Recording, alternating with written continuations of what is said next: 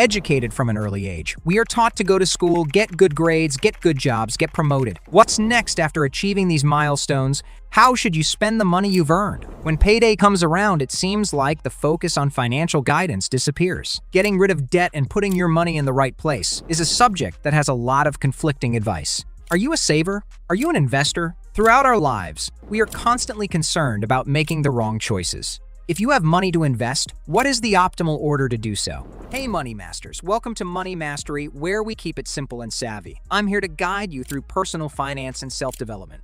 In today's video, we're tackling a crucial topic, the best way to invest your money for a secure future. Stick around, because by the end, you'll be on the path to financial success. The number one thing you want to do is build up a safety net before investing in the stock market, before investing in real estate, before investing in equipment for your new business. First things first, this is what you want to do.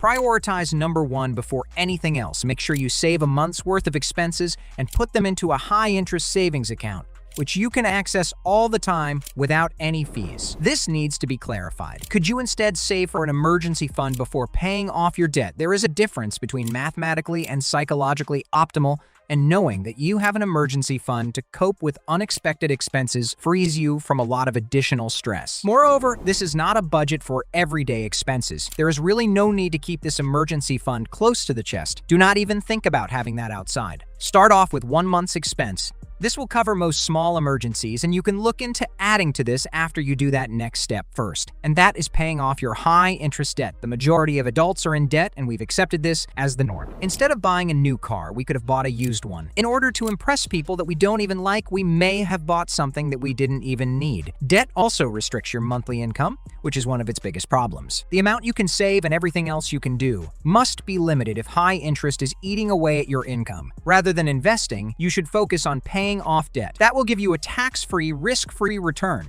If you have credit card debt that is charging you 20%, then by paying off that debt, you're making a guaranteed return of 20% on that principal. You want to pay off your credit card debt so you will no longer be paying the high, fast interest. Let's forget Mill Pond. Let's forget cutting cost anywhere else. You will take your biggest step towards financial freedom here. What does high interest mean? I would define high interest debt as anything above 8% interest. Some people say 6%, others say 10%. The reason I chose 8% is because historically, when investing in the stock market, you can expect to earn about 10% annually. And when you adjust it for inflation, it's around 8%. Accordingly, I consider anything above what you can earn on the stock market to be high interest. Is there anything you can do about mortgages and other smaller loans? There isn't much interest on that, so you can make the minimum payments instead of using your credit cards or overdrawing your account. Most personal finance people will say you have to do step one when it comes to your money. So that's number 3 on my list. Is it possible to say no to free money? This isn't number 1 because you'll benefit from it 20, 30, 40 years from now, so it doesn't make sense to put it at number 1. If you aren't in a good financial position to begin with, then none of that matters. In order to maximize your retirement savings,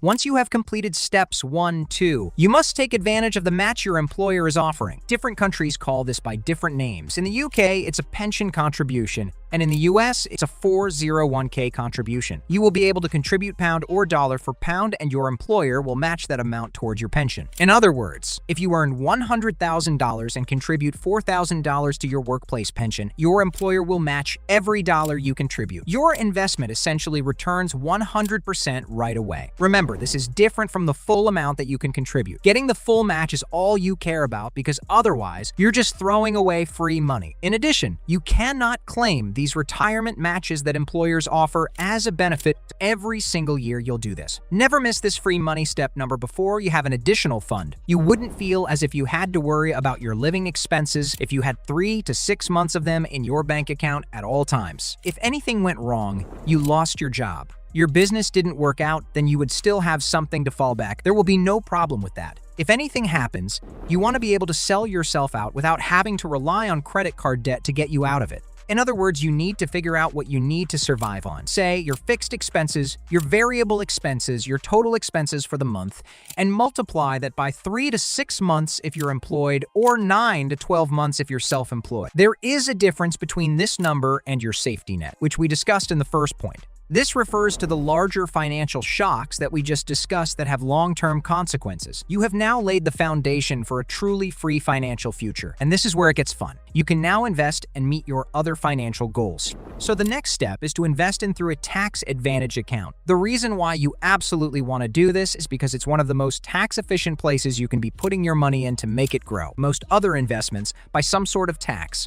When you buy a share and make money from it, you usually have to pay capital gains tax. However, if you invest through a tax-advantaged account, such as an ISA for Brits or a Roth IRA for Americans, you show your profits to the taxman. To make the most of these accounts, you should use them to the fullest extent you can. Following that, we have to pay off our low-interest debt. This includes, for example, student loans in some cases, and sometimes car loans. You may not be suffering as much from this debt financially. If you choose to invest that money instead of paying off your debt, you have the option to do so. According to my personal viewpoint, debt should be paid off if it's not helping you make more money. In that case, it may make sense to use that money to invest rather than to repay it. However, if you do not want to pay off your debt because you prefer to have more money for enjoyable things, then I would suggest you pay it off. The way you think about debt can easily lead to a mindset of justification, in which debt becomes a way to fund an elevated lifestyle with low interest rates. The goal is to pay off as many bad debts as you can in your lifetime. Lastly, you have to pay off your mortgage. Finally, I would like to highlight that this is completely optional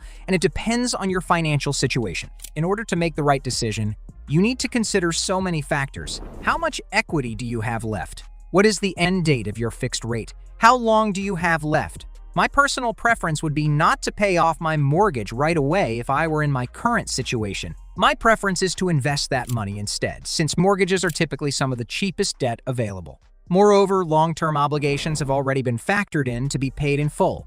Instead, you are limiting your time in the investment market if you wait to pay off your mortgage before investing, which can reduce the benefits of compounding on long-term growth.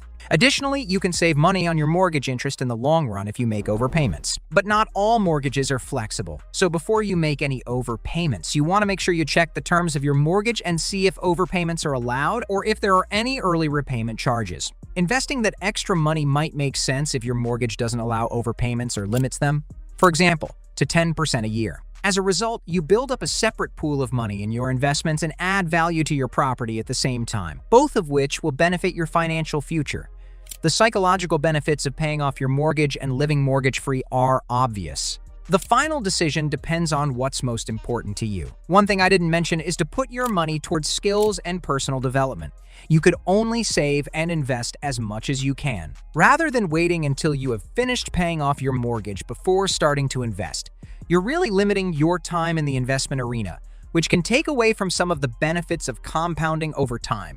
Additionally, making overpayments on your mortgage can save you money on interest in the long run. It is important to check the terms of your mortgage before making any overpayments and see if overpayments are allowed or if early repayment charges apply. However, not all mortgages are flexible, so you should check your mortgage before making any overpayments. Investing that extra money might make sense if your mortgage doesn't allow overpayments or limits them, for example, to 10% a year. As a result, you build up a separate pool of money in your investments and add value to your property at the same time, both of which will benefit your financial future. The psychological benefits of paying off your mortgage and living mortgage-free are obvious. In the end, it depends on what's more important to you. On this list, I haven't mentioned investing in skills and personal development.